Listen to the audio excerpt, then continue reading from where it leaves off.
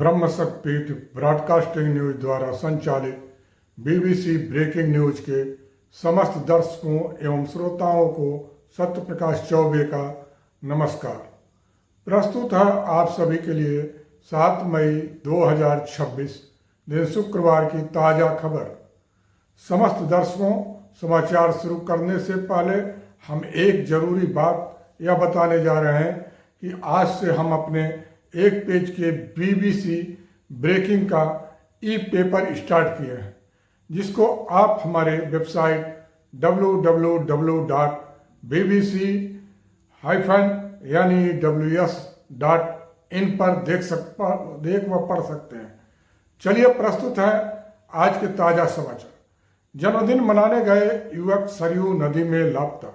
बस्ती से दोस्तों के साथ अयोध्या में जन्मदिन मनाने गए 3 युवक सरयू नदी में नहाते समय गए डूब। स्थानीय गोताखोर और जल पुलिस कर रही तीनों पुलिस की तलाश। पुरानी बस्ती के आसपास के निवासी थे सभी। कार से अयोध्या गए 5 में से 2 अन्य युवक हैं सुरक्षित। एक और खबर ईरान से आ रही है, जहां अमेरिका और ईरान के बीच तनाव के मध्य भारी नुकसान झेलने के बावजूद ईरान ने अमेरिकी सैन्य ठिकानों पर उम्मीद से कहीं ज्यादा बड़ा हमला कर दिया। दी वाशिंगटन पोस्ट की एक जांच में सामने आया है कि ईरान द्वारा जारी 100 से ज्यादा सैटेलाइट तस्वीरों के विश्लेषण में खाड़ी क्षेत्र स्थित 15 अमेरिकी सैन्य ठिकानों पर कम से कम 228 संरचनाओं और सैन्य उपकरणों को निशाना बनाया गया। रिपोर्ट के अनुसार हमलों में हैंगर, बैरक, फ्यूल डिपो, विमान, रडार सिस्टम, कम्युनिकेशन और एयर डिफेंस उपकरणों को नुकसान पहुंचा। कुछ सैन्य ठिकानों को इतना भारी नुकसान हुआ है कि वे लगभग इस्तेमाल के लायक नहीं बचे। यह भी माना जा रहा है कि तकनीकी रूप से मजबूत माने जाने वाले अमेरिका को ईरान की ओर से इतने बड़े जवाबी हमले की उम्मीद नहीं थी। अमेरिकी अधिकारियों के आकलन के मुताबिक इस संघर्ष की अब तक की कुल लागत करीब $50 अरब तक पहुंच सकती है। रिपोर्ट के बाद अंतर्राष्ट्रीय स्तर पर अमेरिका की सैन्य तैयारियों और पश्चिम एशिया में बढ़ते तनाव को लेकर नई बहस शुरू हो गई है। एक खबर रेलवे में भर्ती होने वाले नवयुवकों के लिए है। प्राप्त सूचना अनुसार भारतीय रेलवे में नौकरी का सपना देख रहे युवाओं के लिए आई है बड़ी खुशखबरी। दक्षिण पूर्व मध्य रेलवे SCCR ने वर्ष 2026-27 के लिए ट्रेंड अप्रेंटिस के 1644 पदों पर भर्ती का नोटिफिकेशन जारी किया है। इस भर्ती की खास बात यह है कि उम्मीदवारों को किसी भी लिखित परीक्षा या इंटरव्यू से नहीं गुजरना होगा। इसमें चयन सीधे मेरिट के आधार पर किया जाएगा। यह भर्ती रायपुर डिवीजन और बैगन रिपेयर शॉप के लिए निकाली गई है। इसमें fitter, electrician, welder, COPA, mechanic, steno Hindi, Angrezi और मशीनिस्ट समेत कई ट्रेड शामिल हैं।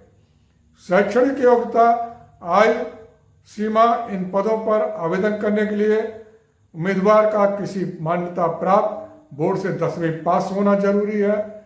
इसके साथ ही कम से कम 50% अंक होना अनिवार्य है। साथ ही संबंधित ट्रेड में NCVT या SCVT से मान्यता प्राप्त ITI सर्टिफिकेट भी जरूरी है। उम्मीदवार की न्यूनतम आयु 15 वर्ष और अधिकतम आयु 24 वर्ष तय की गई है। आयु की गणना 5 मई 2026 के आधार पर होगी। आरक्षित वर्गों को सरकारी नियमों के अनुसार आयु सीमा में छूट मिलेगी। SC/ST वर्ग को 5 साल और OBC वर्ग को 3 साल की छूट दी जाएगी। दिव्यांग और पूर्व सैनिकों को भी नियमानुसार राहत मिलेगी। बता दें कि भर्ती में कोई लिखित परीक्षा या इंटरव्यू नहीं होगा। उम्मीदवारों की मेरिट 10वीं और ITI के अंकों के आधार पर तैयार की जाएगी।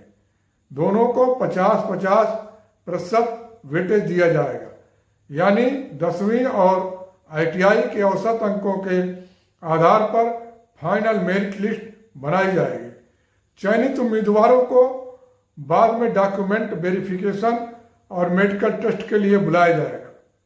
एक खबर तमिलनाडु से है, जहां तमिलनाडु की सियासत में अपनी धमाकेदार एंट्री दर्ज कराने वाले तमिलगा वेत्री कड़गम TVK के प्रमुख जोसेफ विजय ने मुख्यमंत्री पद की शपथ लेने से पहले ही अपने इरादे कर दिए स्पष्ट। हाल ही में संपन्न हुए विधानसभा चुनाव में मिली शानदार जीत के बाद विजय ने प्रोटोकॉल के तहत उन्हें दिए गए मुख्यमंत्री के आधिकारिक सुरक्षा काफिले को स्वीकार करने से इनकार कर दिया। पार्टी की तरफ से गुरुवार को जारी एक आधिकारिक बयान में कहा गया है कि विजय ने व्यक्तिगत रूप से अनुरोध कर उन वाहनों को वापस भेज दिया है जो मुख्यमंत्री पद के लिए निर्धारित सुरक्षा घेरे का हिस्सा होते हैं। TVK ने एक बयान में कहा, विजय ने कहा कि वह स्पष्ट जनादेश के साथ सरकार बनाने के बाद ही मुख्यमंत्री स्तर की आधिकारिक सुरक्षा स्वीकार करेंगे। बता दें कि विधानसभा चुनाव में TVK को 108 सीट मिलने के बाद 4 मई को विजय को आवंटित काफिले के 4 वाहन उनके अनुरोध के बाद उनके आवास से लौटाए गए।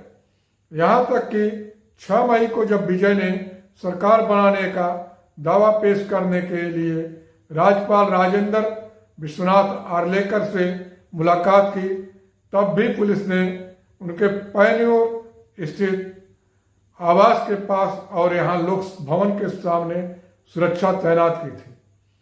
विजय ने राज्यपाल से मिलने के लिए सरकारी वाहन का इस्तेमाल नहीं किया। एक और खबर कानपुर से है, जहां मजदूरों से भरी बस में डंपर ने मारी टक्कर। प्राप्त सूचना अनुसार कानपुर के बिधुनु थाना क्षेत्र में गुरुवार सुबह मजदूरों से भरी बस के डंपर से टकराकर नहर में गिरने के कारण हुआ बड़ा हादसा। इस हादसे के बाद बस में सवार मजदूरों में चीख पुकार मच गई और लोग जान बचाने के लिए जद्दोजहद करते दिखे। पुलिस और स्थानीय लोगों की मदद से सभी 21 मजदूरों को सुरक्षित बाहर निकाल लिया गया। हादसे में कुछ मजदूर घायल हुए हैं, जिन्हें अस्पताल में कराया गया है भर्ती। अभी तक आप सभी देख व सुन रहे थे सत्य प्रकाश चौबे द्वारा प्रस्तुत 7 मई 2026 दिन बृहस्पतिवार की ताजा खबर। अब हम आपसे लेते हैं विदा। कल पुनः हम आपके लिए लेकर प्रस्तुत होंगे 8 मई 2026 दिन शुक्रवार की ताजा खबर। तब तक के लिए नमस्कार, शुभ रात्रि।